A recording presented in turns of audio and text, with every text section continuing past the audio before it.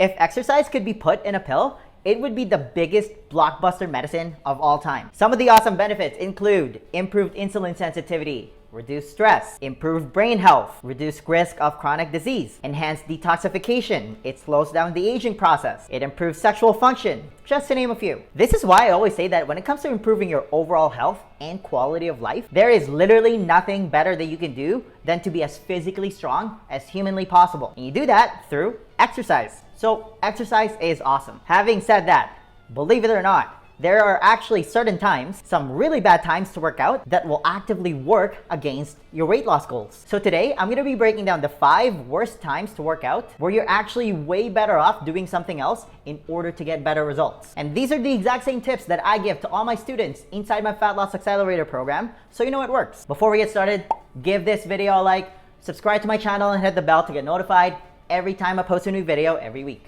Okay, first, who am I to tell you not to work out at certain times? Well, I was a competitive national level weightlifter here in Canada for 3 years, and I hold all the provincial records for my weight class here in the province of Alberta. I also placed second worldwide in my weight class in an online weightlifting competition back in 2017. And I've also been a health and fitness coach since 2012. So, oftentimes, and this is based on my own personal experience, and again, I also see this with my clients and all my students inside my Fat Loss Accelerator program, that there are certain times when people work out that actually start working against their weight loss goals. But before we dive into these mistakes, you need to know a little bit about what's actually happening in your body when you work out. So, when you work out, when you're pumping some iron, you're literally creating micro tears in your muscle fibers when you're strength training, for example. That's not a bad thing.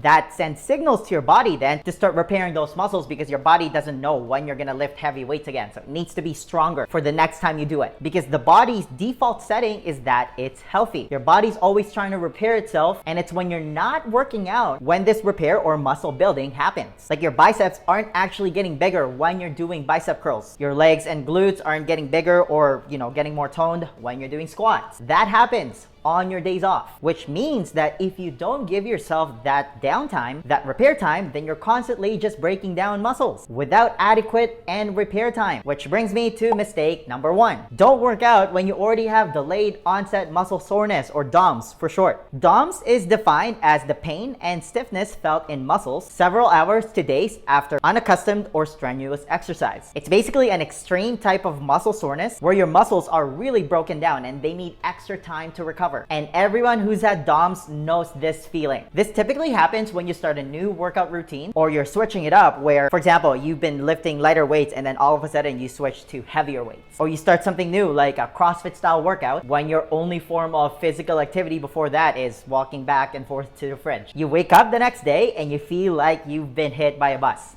twice. And it usually goes away after a day or two.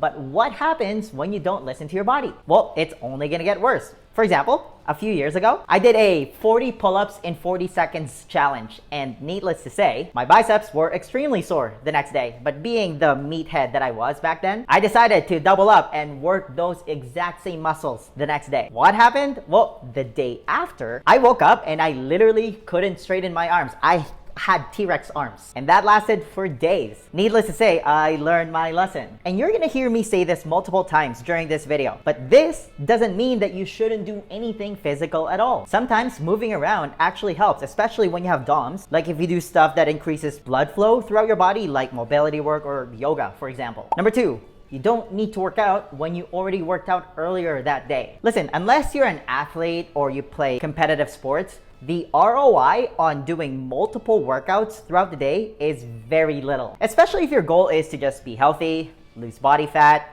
fit better into your clothes, have that tight and toned look, or see your abs.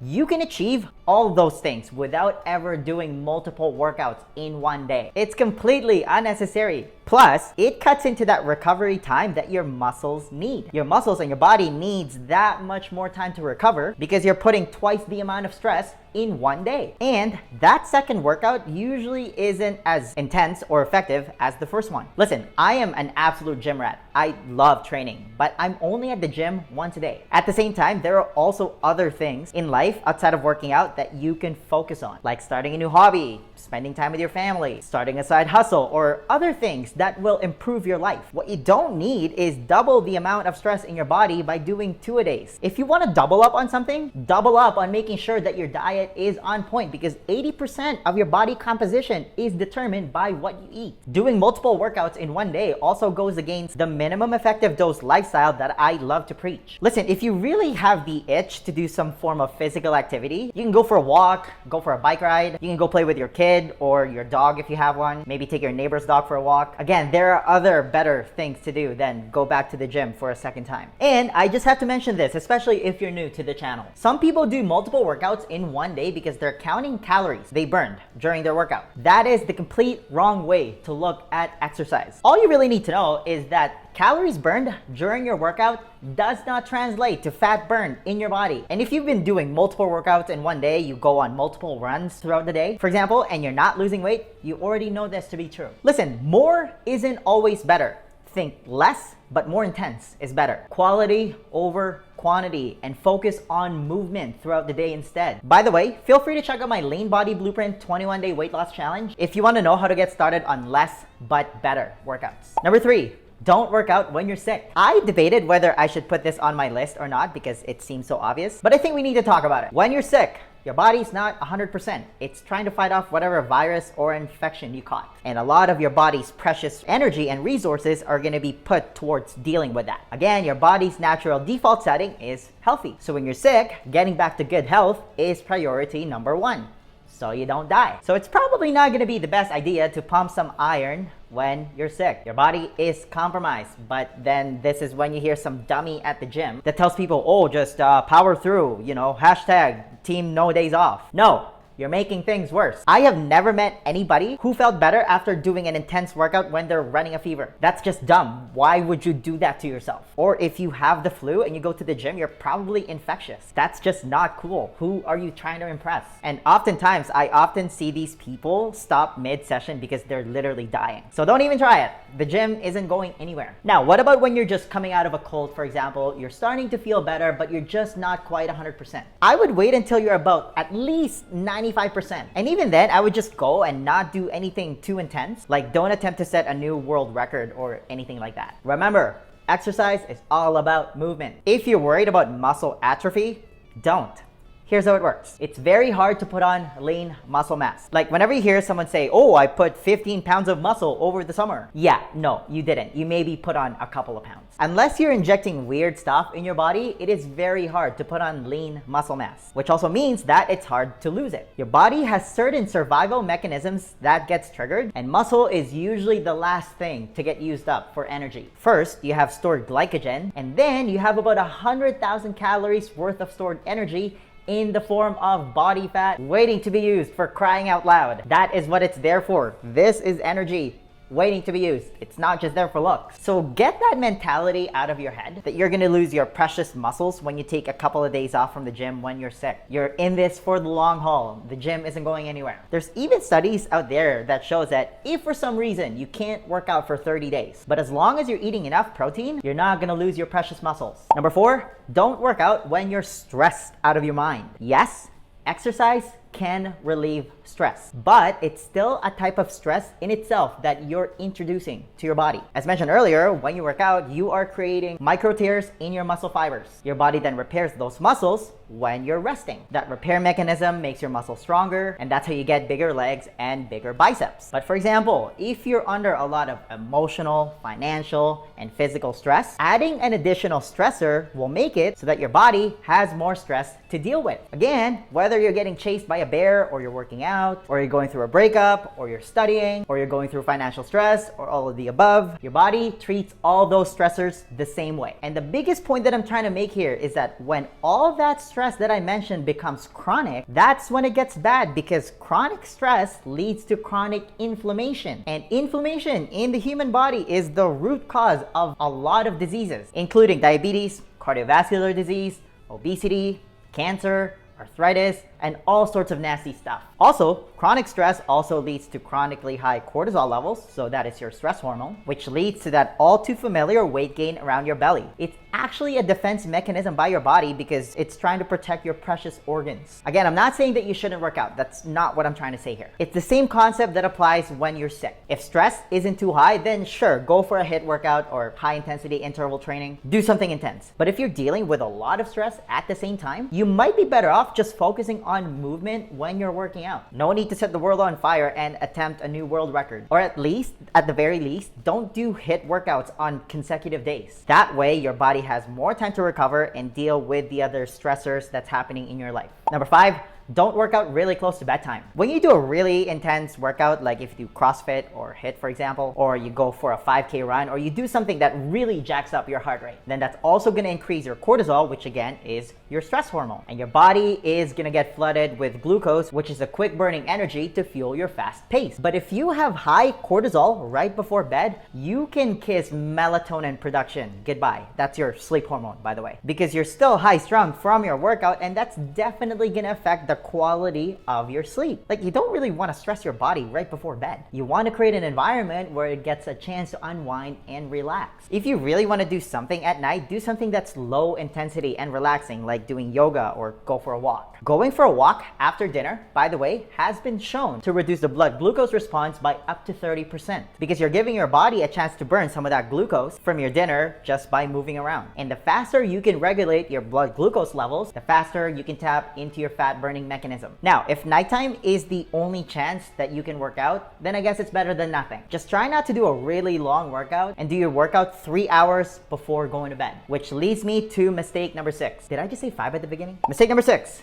Don't work out after a bad night's sleep. If you've been following my channel, you'll know how much I stress about the importance of getting a good night's sleep. Like, none of this will work if your sleep is no good. To keep things simple, and this has been our main focus throughout this video, that rest and repair factor that your body needs is paramount. And guess what? Sleep is when your body gets to do this. That's why we evolved to sleep for a third of our lives. Okay, one night of bad sleep isn't really the worst. It's bound to happen from time to time. But if you're constantly getting terrible sleep one night after another, then you need to start prioritizing that before you even start worrying about what kind of workout you should do. Lack of sleep is another type of stress that you're putting in your body, and it's another thing that hinders that repair process. And if you're not getting good sleep, that will definitely start weakening your immune system. And when this lack of sleep accumulates, this is when you start to get sick, and we're back to mistake number 3. Like, I remember when I used to train full-time as an athlete, and I also bartended part-time. So lack of sleep was kind of self-inflicted, I guess. I still had to show up for training the next day, and my body felt broken the entire time. But now that I'm not a competitive athlete anymore, this is what I do these days, and this is what I tell all my students. If I haven't been getting good sleep lately, and the choice is between getting an extra hour and a half of sleep or going to your 6 a.m. spin class, for example, I will always prioritize sleep because you can always make up for that workout at some point during the day. Again, this doesn't mean that you should just skip the gym every time you don't get a good night's sleep. And I'm gonna give you this super awesome concept, and this applies to your diet as well. If you can't do something right, do it totally half. Why? Because half-assing something is better than nothing. For example, if you got a bad night's sleep and you skip your morning workout, that's fine. Maybe just do a Tabata workout of push-ups and squats on your lunch break, for example. That's better than nothing. Or maybe just go for a walk if you're not feeling it. Because what this concept does is it keeps the habit of exercise going and you're not breaking it. And this has so much more value than having an all or nothing attitude. When it comes to intermittent fasting, for example, which I talk about a lot on my channel, if you intended to do a 24-hour fast, but you're only able to do 20 hours, that's still a lot of fasting, which means that you still did a lot of good in your body. You know what I mean? So again, embrace this concept because some is better than none. The next question then becomes, how are you actually supposed to eat if you want to lose weight? Because here's the thing, 80% of your body composition is determined by your diet. You can't just freestyle this part. Do you have a proven plan that you can follow? To help you with that, I want to give you a free copy of my lean body blueprint. This is how I melted all the fat around my stomach without depriving myself of my favorite foods or wasting hours at the gym.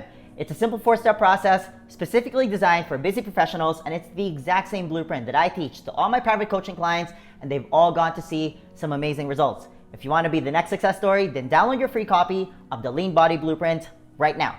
There's going to be a link somewhere at the top here or in the description box. Just click on it, type in your email, and I'll send it to you right away. Alright, that's all I've got. Give this video a thumbs up if you enjoyed it and share it with your friends. Please subscribe to my channel if you haven't already. I post a new video every week. And hey, leave a comment below if you have any questions about this video. Thanks for watching, and I'll see you in the next video.